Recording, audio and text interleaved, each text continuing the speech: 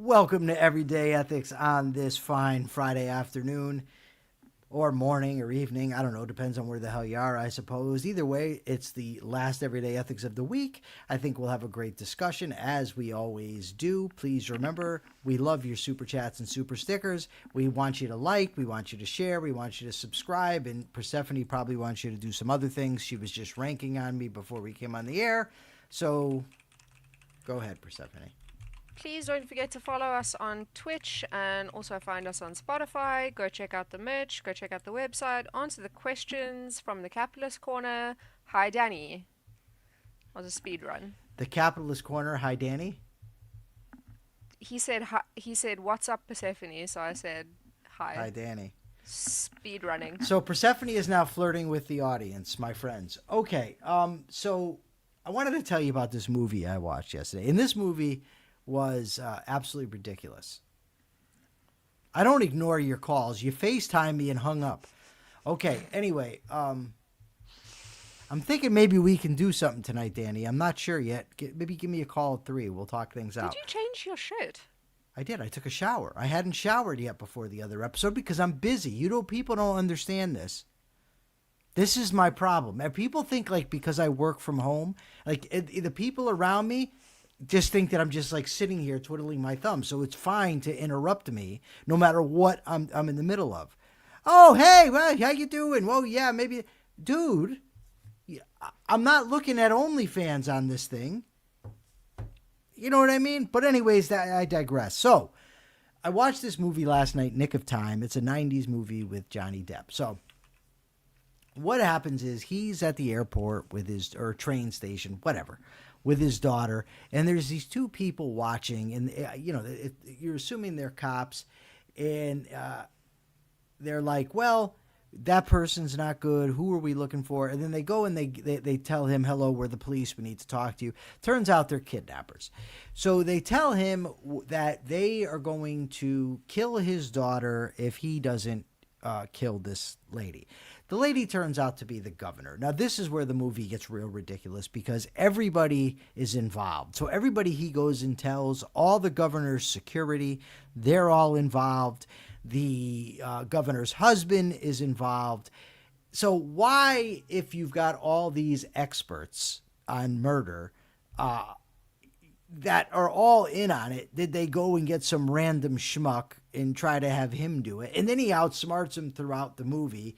And then when there's the shootout, he wins. Like they're missing, and he who never fired a gun is hitting every time. It's just so stupid. But it got me thinking, at the beginning, I thought to myself, I wonder what I would do in that situation. Like if I had a daughter and somebody kidnapped my daughter and told me, you must go kill this other person or we're going to kill your daughter, I think that person might be getting it. I'm not fucking around with that stuff. And now, maybe you call the cops, then they kill your daughter. But then, of course, they might kill her anyways, no matter what. You don't know. But he didn't have a lot of time to think about it. But that is although it's fake, it's a real emergency that could come about. So we talk about the ethics of emergencies and, morality ends where a gun begins. In true emergencies, the normal rules of ethics may not apply. But the problem with that, Persephone, is that people will try to justify all types of bad behavior, claiming it's an emergency. Well, you have to understand the context and this and that.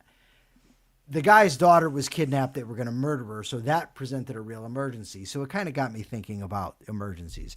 But I'm looking for questions from the audience. Any feedback on this? What would you do in that situation? And Persephone, you, of course, have a situation or a story you want to talk about today? Yeah, I do. If that were me and it was my child that was kidnapped, I'm pretty sure I'd just kill the person. I don't even think I'd have to think particularly hard about it. Like when you said that, I was like, obviously I'd kill them. Well, I mean, that's my first thought. Like I said, you are in a situation where they may kill her anyways and may kill you too. You know what I mean? But what do you risk? This guy's running around. The guy, Johnny Depp, runs around. He's trying to tell everybody. Like he tries to tell the cab driver. uh, and they keep catching him doing this, and they still don't kill him.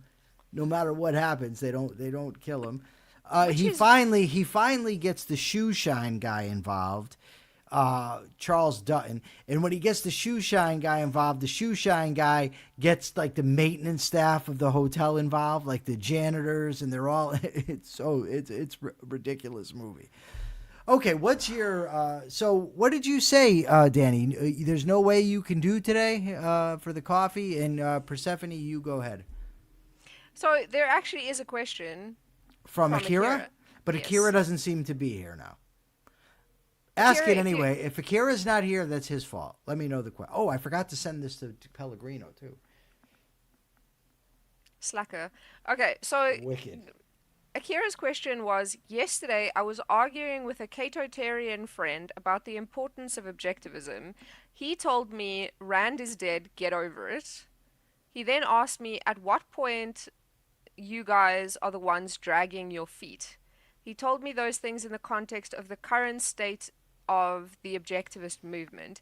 He said that while he likes Michael's argument and sees objectivists get confronted by their own arguments, he thinks the real problem is that objectivists treat Ayn Rand as much more than an advocate for freedom. Instead of just treating her like a tremendous intellectual, we, according to him, elevate Rand to such a point that objectivism is not even about freedom, but about what the objectivist consensus agrees upon, the Iran war being the perfect example. Then I had a conversation with an objectivist about my discussion, and he told me that while he agrees with Michael and I, he completely disagrees with the confrontational approach. He told me I can't picture Robert Nacier calling people names. I told him he was dropping context since Michael didn't just wake up one day and start doing that. He took an unfair amount of abuse by essentially assholes like Niren, pretending to uphold the objectivist principles. Michael is just defending himself. Are we dragging our feet? Is objectivism really doomed? Should Ayn Rand be just lumped together with other liberty thinkers? Are objectivists fucking it up for everyone? Okay, so you've got 1,000 questions there. First of all, I don't run around calling people names. You haven't heard me, for instance, call Razi names. I haven't called Mike Niren names. I have sometimes said people are stupid, but you very rarely, if ever, will catch me calling somebody that disagrees with me names. I generally don't do that. Now, if you might be able to, when I was real aggravated, find something, but normally I don't do that. I'd be surprised if you find me saying I things like think that to I people. think people are collapsing the fact that you do sometimes say these people are fucking idiots and then in the Yes, same discussion talk could about a be, specific person, but could you're be. not saying Michael Niren is a Right. fucking So asshole. so that's the first thing. Um, Secondly, whether or not somebody else is confrontational is kind of irrelevant to the argument. Ayn Rand was far harsher on people, by the way, than I am. So for the folks in the objectivist universe who say that I'm too abrupt or too conversational, like she called people communists, she called women that supported that were opposed to abortion bitches. I mean, so she said these bitches, and that's the right name for them. So she was far more confrontational than I am. The point about whether there's people who hold Rand to a higher, higher than, they elevate her. They kind of worship her. That happens. I don't like it. I can't stop it. I don't think that's implicit in the philosophy of objectivism. I think that's something that ultimately happens probably with any movement. You end up with that sort of thing. I mean, it's funny because like Stefan Kinsella will criticize objectivists for their hero worship of Rand, but yet he won't criticize any criticism of Rothbard or of Hoppe, and he gets pretty bent about it. So, but yeah, it happens. What are you supposed to do? I'm going to turn my back on the philosophy because people misrepresent Rand or because they worship Rand or whatever. Finally, and Mr. Deagle hints at this, if they are looking for objectivism to be just part of a political philosophy, they're just not understanding objectivism. The objectivist philosophy, I pointed this out before. I don't have the book because I had it in the other room, but there's two chapters on government and capitalism that are not very long. There's far more in there about epistemology, about ethics. So those things to me are far more important about objectivism. The political component is a small one. The problem is that when you do argue politics, because that's sort of the popular, the most popular thing, you generally don't see people on Twitter arguing at epistemology. You might see the ethics. Politics are popular, and you have to argue, in my view, from principle. And so I don't know what the way around that is. Do you end up just arguing, well, you're going to like this or it's better? I don't know how to do that, right? I know how to argue politics from a principled stance. So I hope that addresses all those questions. Now, whether objectivists are ruining it, I don't know. This happens with everything. It's not unique to objectivism. I hoped that objectivism would be an exception because it touts, the philosophy of reason. But I don't know that there's ever been a movement of any kind that didn't ultimately splinter. It happened with the psychoanalysts. Freud called his disciples at the end Oedipus ingrates because they all, basically turned on him. It happens in economics. It happens in religion.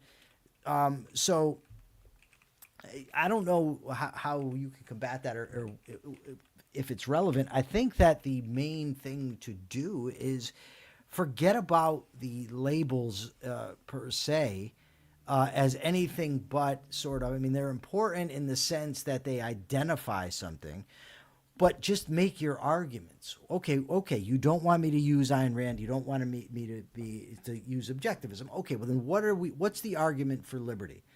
And make the case.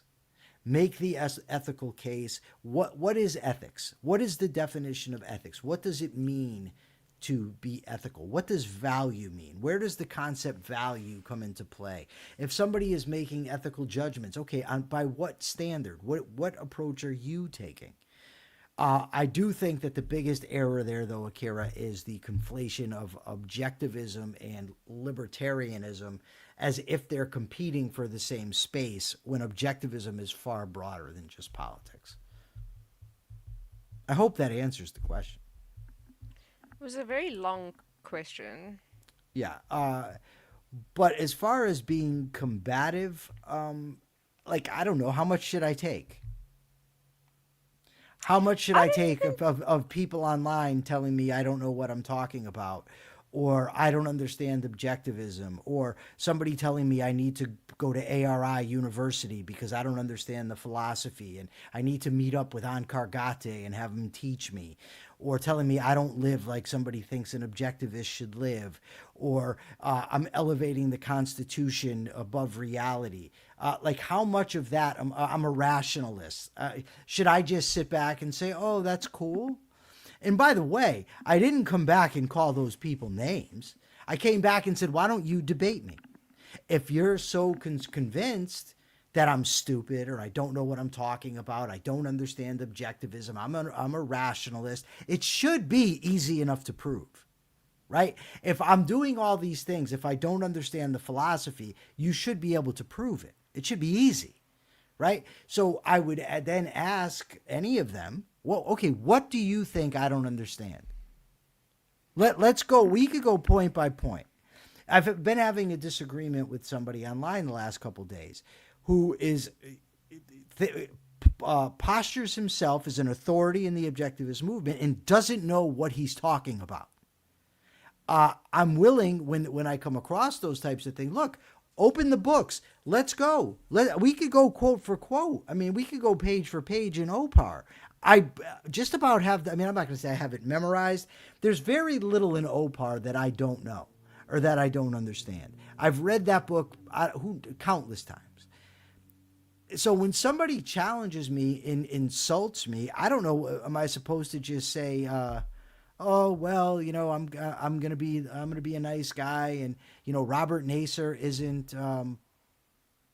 Yeah, I'm What is sorry, Mr. didn't Deagle talking about? I don't know what he's talking about now. Who am you I said arguing with? you said you've been arguing with someone online. Oh, So oh, oh, he's oh, Keith asking who. Weiner. Keith Weiner it was. But ultimately, Akira, what are the arguments that this guy's making? Because all of that stuff seems to be addressing personalities, tactics, strategy, what this guy does, what that guy does. What is his argument for liberty? Is it grounded in reality? Let's hear it. If he makes the better case, then, well, we change our views or we amend ourselves. But just saying, well, Ayn Rand is dead and she's not promoting liberty. I got news for you, folks. We're not on the door of Ancapistan either, right? It's not like any variant of the freedom philosophy is on the cusp of being implemented because somebody has found the magic key to open the door of capitalism. So those are my answers, Akira. Let us know what you think. I think it sounds very I think it sounds very much like a byproduct of being surrounded by Christians that no matter how much people attack you, you're supposed to turn the other cheek. That's what it feels like to me. If someone like keeps going after me, I don't think that it's in my best interest to go, "Oh no, it's fine. I'll just roll over, show you my belly and No, I just mean, slink I away into the could darkness." look. I could avoid them, and I could avoid all of this. I'm not like I'm not interested. There's a couple of things here, and I've said this before.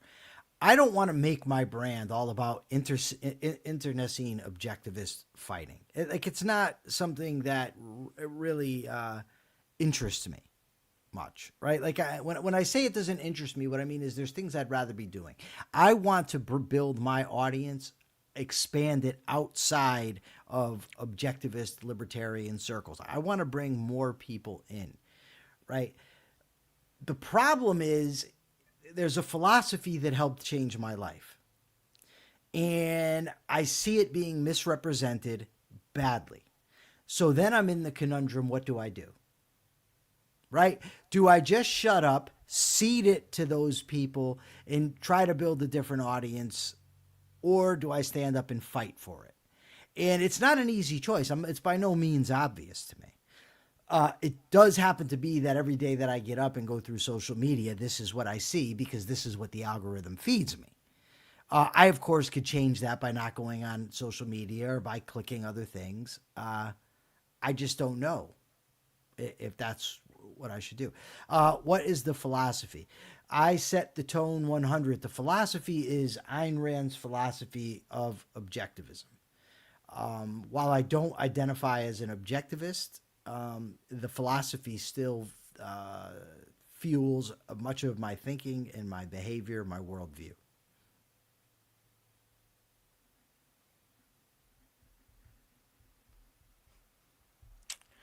So No, Mr. Deagle. That specific split I've known about for quite some time. In prison, I read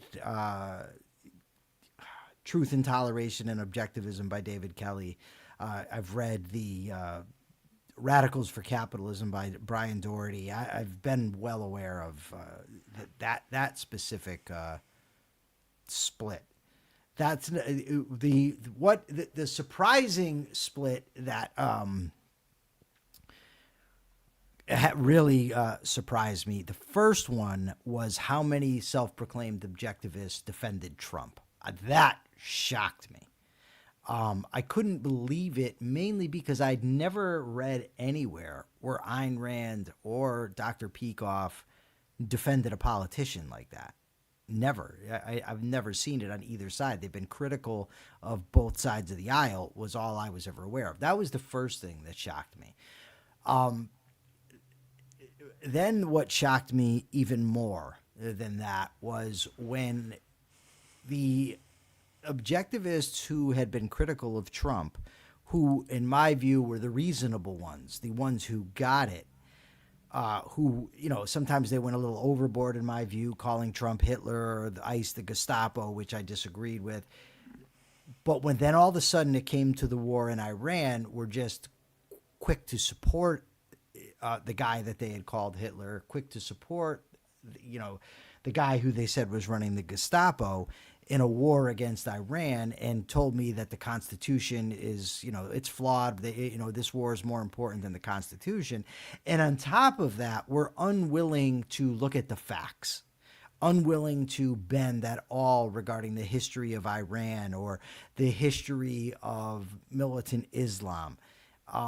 That set me for a loop, especially when they started calling me names over it.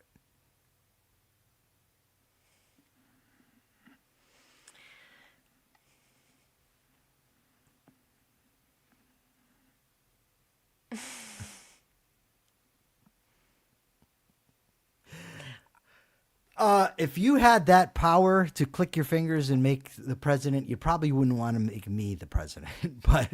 but my ideal society, like if you're asking me a question broadly that's way out of context. So if I had my ideal society, which I would not try to implement right now, I think that it requires steps to get us there. I would have to have a society where all the government does is run the police force, the courts, the military, and its only function is to protect individual rights and enforce contracts and defend against foreign invasion. I would have the government funded voluntarily or through some means, through a lottery, donations. Maybe people pay for their own court services, whatever. It'd be laissez-faire. That would be my ideal, but wouldn't click my fingers and make that happen, because I think that you'd have to undo things a little bit more slowly and prudently than that. Well, I mean, if you clicked your fingers, maybe you could just make it be like that. Well, I'm guessing my clicking of the fingers isn't going to prevent all the people who are currently on welfare, currently on government assistance, currently in government schools. You're all of a sudden going to have all those people probably with prices too high for them to afford products. So it'd be a little difficult to do that. That's also very true. You've had a government and a society that's been breeding dependence for a very long time, and you can't just snap your fingers and take that dependence out of them. No.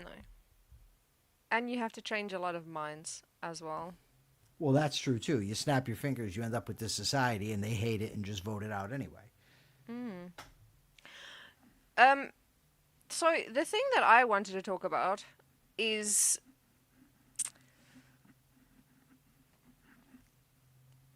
a tendency that I've noticed recently of people being upset about something or wanting something, and then equating that with the need to take action, right? So if there's a situation that they find uncomfortable, or that they think should be fixed because it makes them feel guilty, that's a mandate for action. So I want Iran to be free, therefore I need to take action. I feel bad whenever I see homeless people, therefore we need to mandate that everybody gets homes. I feel bad when I see people struggling with healthcare costs, therefore healthcare should be free. And do you know what I'm talking about? Yes, people don't understand the bridge between what they want and what can actually be accomplished, and they're governed by their feelings rather than by logic. So look at this, new member, Set the Tone 100. Awesome. Nice. Welcome. New YouTube member. Thanks, brother. I assume you're a guy because it's a guy in the picture. But anyway, it's like you see a homeless person. Okay, what can you do about it though? Like you could give the person a sandwich. That's cool, but you're not going to end that person's homelessness, right? You're as somebody whose parents were drug addicts.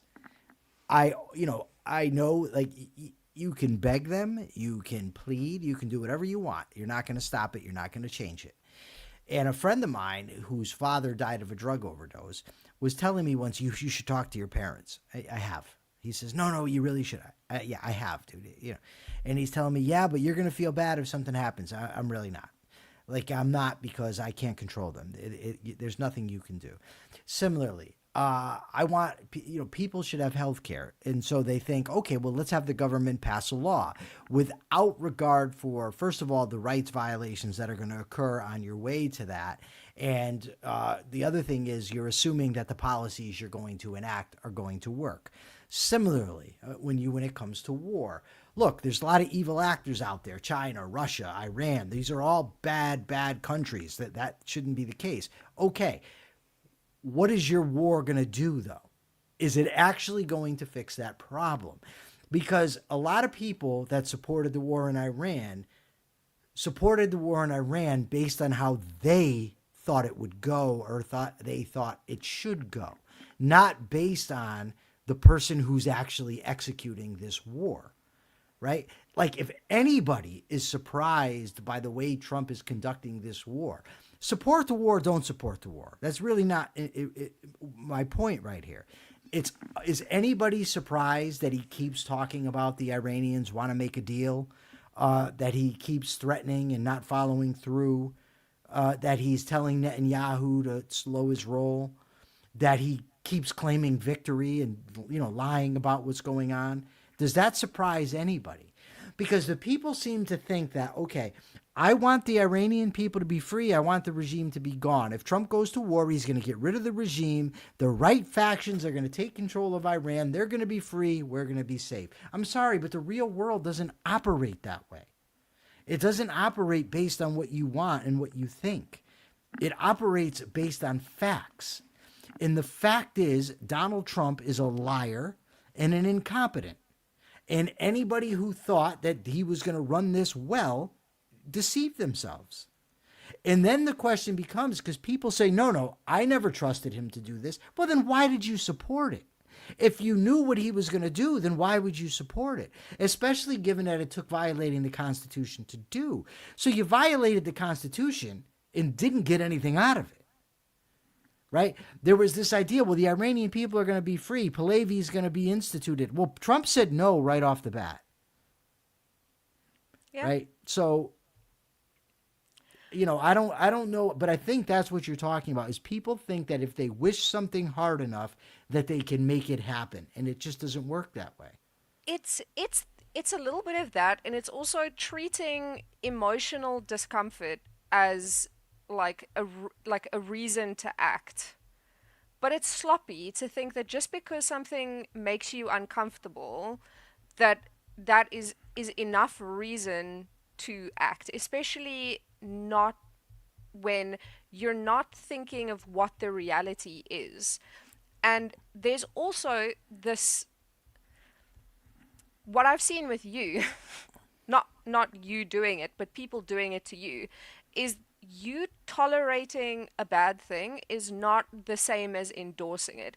Or you saying that this is not the right course of action is you're not Right. endorsing. But Right. people So collapse that. when I asked somebody for the evidence that Iran was weeks away from an ICBM and a nuclear warhead, I was told, asked if I wanted Iran to win the war. Because I'm saying you're Yes. making claims, prove them. Yeah, and Set the Tone is talking about people letting feelings override logic, and if Yes. that's what you mean, yeah, that's true, and that's problematic because sometimes when you're most emotional is when you should not act, right? That's when it's time. You know what? Let me wait. Let me not say this thing. Let me not write this email. Let me not start this argument. Let me just chill because right now my emotions are out of control. I think what is especially difficult for people is that in some situations, and some things they do make you very uncomfortable. I'm a bleeding heart. I used to be I used to be a socialist. You know, I had very communist ideals back in the day. There are some situations that are genuinely upsetting, you know, conditions that people live in that are upsetting.